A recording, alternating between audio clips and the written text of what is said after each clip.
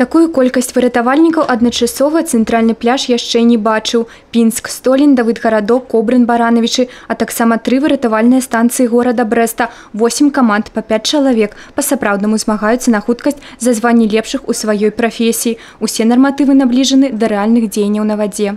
В структуре нашего общества находятся спасательные станции и посты.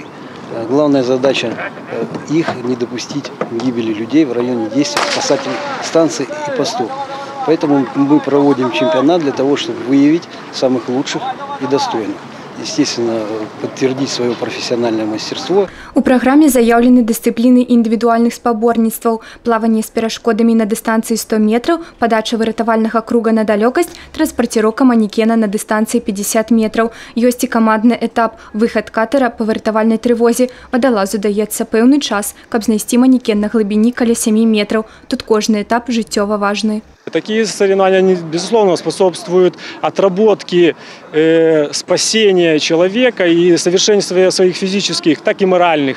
Ну, конечно же, в момент спасения настоящим, то есть когда спасаешь человека, конечно же, сил намного больше, чем нежели тут.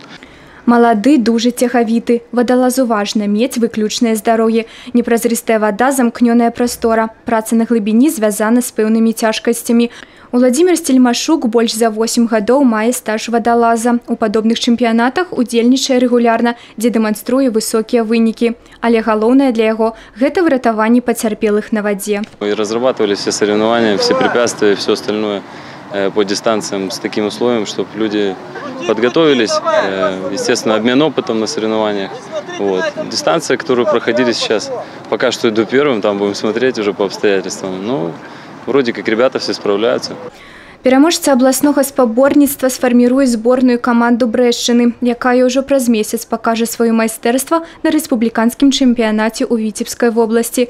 Юлія Сілюк, Тыгран Акапян, тэлерадыёкампанія «Брэст».